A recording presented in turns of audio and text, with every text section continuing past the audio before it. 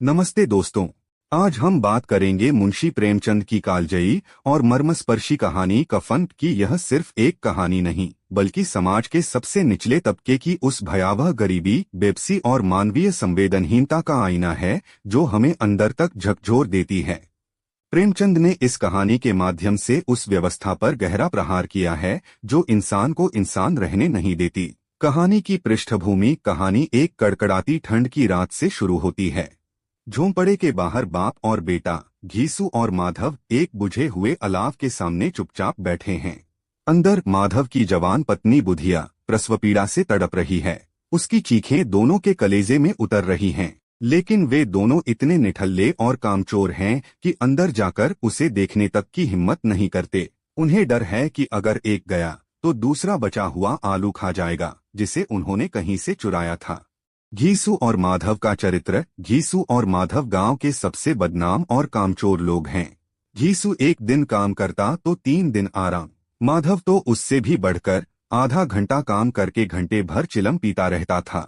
उनके लिए घर में अनाज का होना काम न करने की कसम खाने जैसा था। वे इतने दीनहीन थे कि फटे पुराने चिथड़ों में अपनी नग्नता ढाके हुए जीवन जीते थे, संसार की चिंताओं से मुक्त, कर्ज से लदे हुए।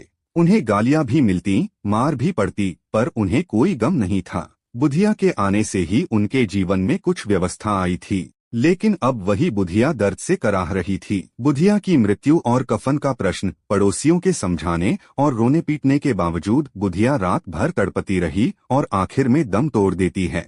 अब समस्या आती है उसके अंतिम संस्कार की। न उनके पास कफन के लिए पैसे हैं, न लकड़ी के लिए। कफन के लिए चंदा और मानवीय गिरावट। घीसू और माधव गांव में चंदा मांगने निकलते हैं।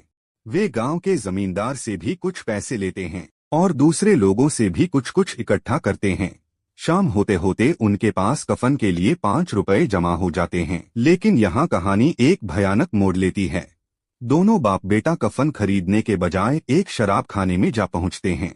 वे सोचते हैं कि कफन तो रात में कौन देखने जाएगा और वैसे भी लाश जल ही जाएगी, तो पैसे क्यों बर्बाद करें। शराब खाने का दृश्य और विडंबना। शराब खाने में वे जी भरकर खाते पीते हैं। जलेबी, पूड़ियाँ, शराब।